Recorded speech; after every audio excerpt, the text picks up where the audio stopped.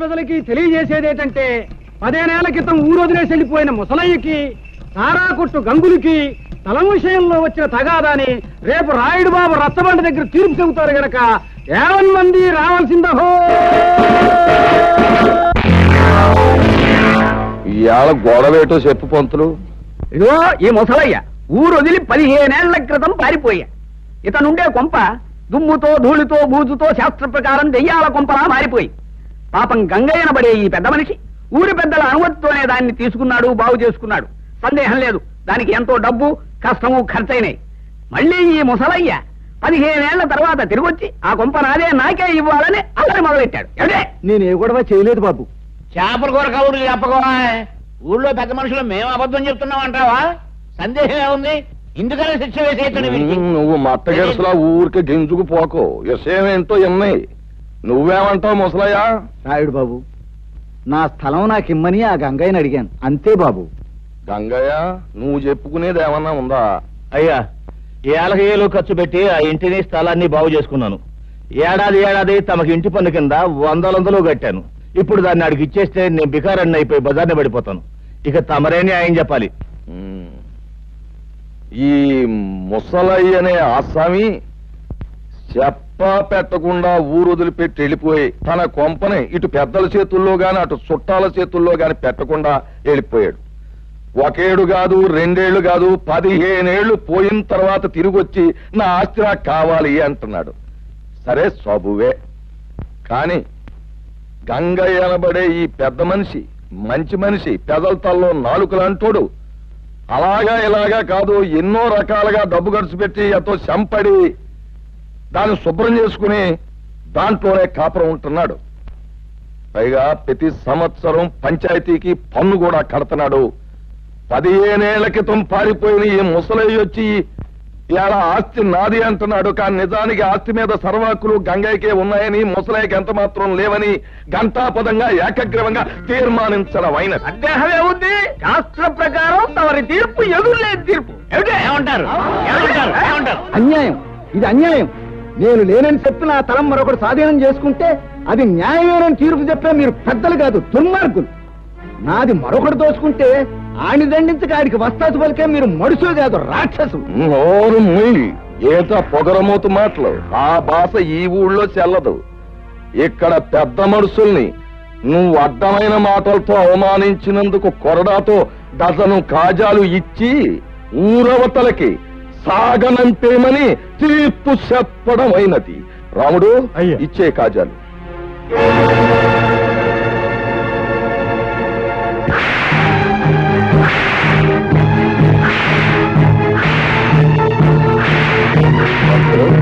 సరిగా లెక్కెడుతున్నావా?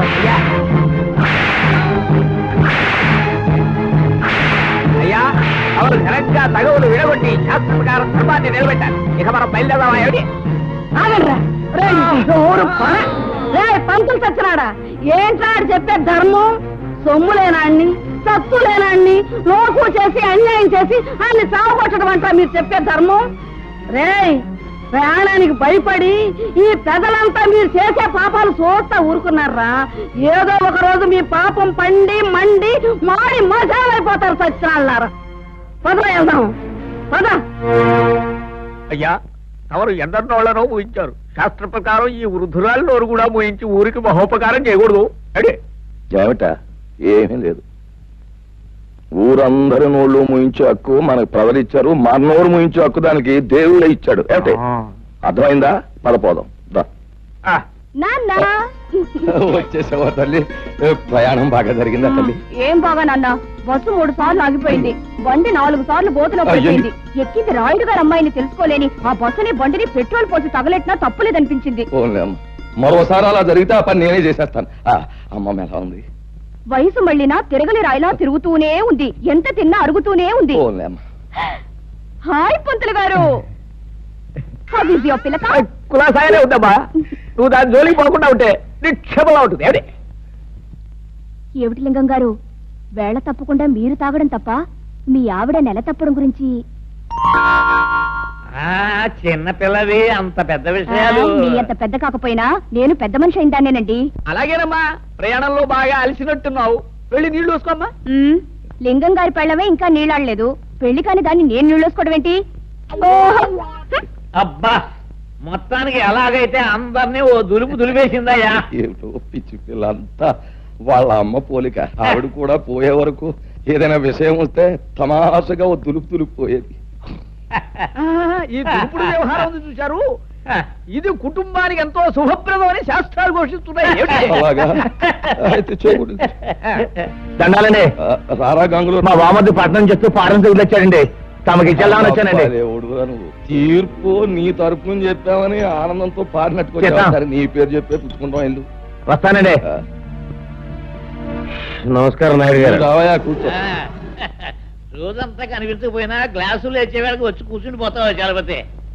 మహర్జాతకం లాగా వారిది మందు జాతకం అండి. ఏమిటి నానా బొంద జాతకం.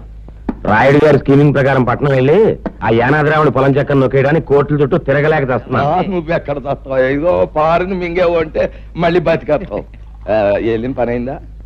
లాయర్ గారికి 4 డబ్బులు కనిపించి పని జరిపించాను. రాయుడు గారు తలుచుకుంటే జరగనే ఉంది. వారు ప్రభువులు. వారికి తెలియకుండా ఈ ఊళ్ళో ఎవరు చావడానికి లేదు, బతకడానికి లేదు. ఈ ఊరి నుంచి బయటికి పోవడానికి లేదు, పొరుగురు వాళ్ళు లోపలికి రావడానికి లేదు.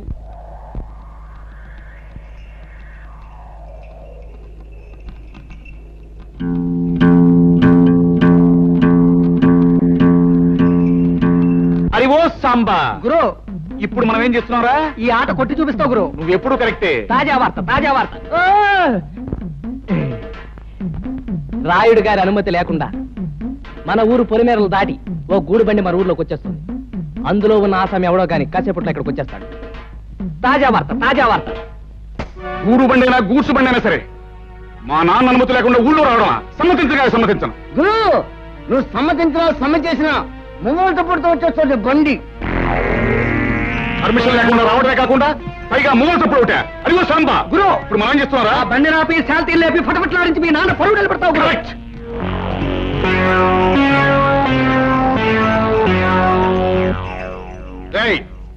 బండిలో పడుకున్న బాటుకోనాయాల పర్మిషన్ లేకుండా ఈ ఊళ్ళో కాలెడితే తలగిరిపోతుంది తెలుసా?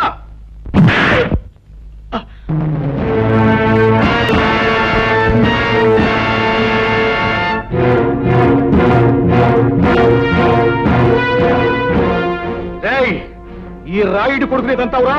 పైగా గేదెలా కాలుతుంటావా? క్లోజ్. ఈ రోజుతో నీ చాప్టర్ క్లోజ్.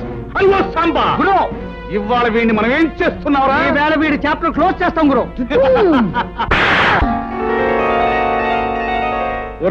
రాయుడు కొడక, ఈ ఊరే కాదు, ఈ దేశంలో ఏ ఊరు కూడా ఎవడబ్బ సొమ్ము కాదు. కనుక వచ్చే వారికి అనుమతులు పర్మిషన్లు అక్కర్లేదు. కానీ మా ఊరి పద్ధతి ఏ పద్ధతి అయినా ఈ వేళ నుంచి మారి తీరాలి. ఎందుకంటే మనం దిగాం కనుక. అరివో సాంబా. గురు, ఇప్పుడు మనం ఏం చేస్తాంరా? మా గిరిబాబును వదిలేస్తావు గురు. Not correct, not correct.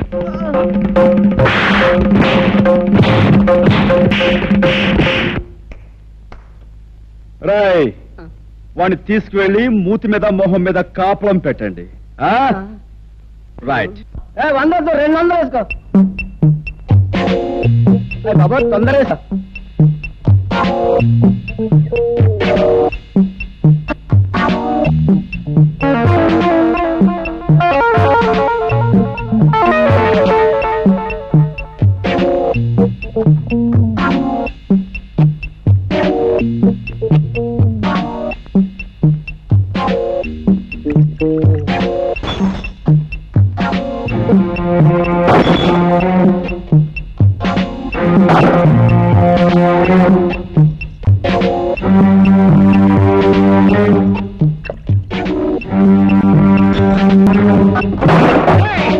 ఎవరా నువ్వు?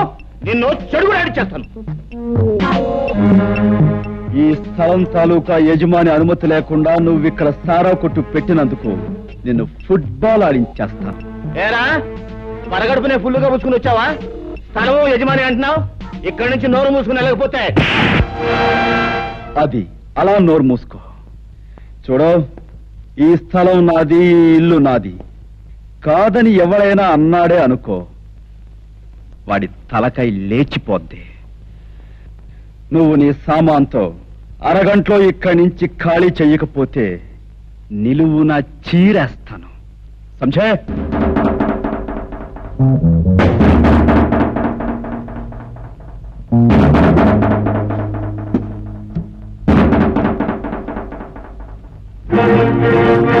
గురు, పరిస్థితి ఏం బాగాలేదు. సామాను సీసాలు సర్దేద్దామా? రే తాడి చెట్టు నా కొడక, ఊరు పెరుగులేని ఎవడో కొట్టు ఖాళీ చేయమంటే చేస్తామంటారా? ఏంటి గురు, పళ్ళు రాయ కొట్టాను, టేబుల్ అన్ని ఎలిగి కొట్టాను. నోరు మీద లేకపోతే నీ పీకి నొక్కేస్తా. అరగంట పూర్తి వాడు అదే చేస్తాడు. నోరు మీద గాడిద. రే భద్రన్న కొడక, అలా గట్టుకడా పకీర్గాడు వాడు మనుషులు ఉంటారు. వెనక దాన్ని పోయి తొందరగా తీసుకురా. ఇంకా మీకు 8 నిమిషాలు టైం ఉంది. ఇదిగో నా దగ్గర 2 సిగరెట్లున్నాయి. ఒక్కొక్కటి కలుసుకోవడానికి 4 నిమిషాలు పడుతుంది. ఈ 2 సిగరెట్లు కలుసుకుని నేను గృహప్రవేశం చేస్తాను. గుర్తుంచుకో.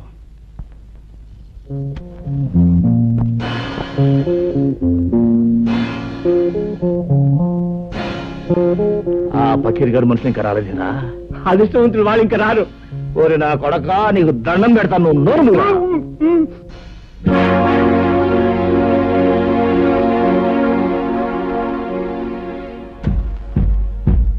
రాయ్ సారా కొట్టు. 2వ సిగరెట్ కూడా వెలిగిస్తున్నాను. గురు, వెళ్ళి చుట్టా కాల్చమని చెప్పండి. టైం కలిసి వస్తుంది. వాడు గట్టిగా దమ్ములాగా ఎట్లాడు గురు. నీకు దాకేద్దామా గురు? అదే మంచిదంటావా? మంచిది గురు. ఈ ప్రపంచంలో దీనికన్నా మంచి అవకాశం ఇంకేం లేదండి. గురు, పకీర్ గారు మనుషులు ఎదుకొచ్చాడు. పకీర్, నీకోసం ఎదురు చూస్తున్నాను. ఆ రోడ్డు మీద కాళ్ళు నిగరదని కూర్చున్నాడే, వాడు నా కొట్టంత బీభత్సం చేశాడు రా. వాడు అంతా చాల్చాలి. ఎవడు ఆ పిచ్చిగాడ? ఫెడేల్మని కొడితే పాడెక్కుతాడు. సరే గాని ముందు మనోడికి మంది ఇచ్చుకో. రాయ్ గంగులు, నువ్వు కౌరంపిన చిల్లర నా కొడుకులు వచ్చినట్టున్నారు. కావాలంటే ఆయుధాలు కూడా తెచ్చుకో. అమ్మ నా కొడక, పెద్ద రుస్తువులా మాట్లాడుతున్నావే. ఫినిష్, నీ కథ ఏంటో ఫినిష్. వీడి సంగతి చూడండి రా.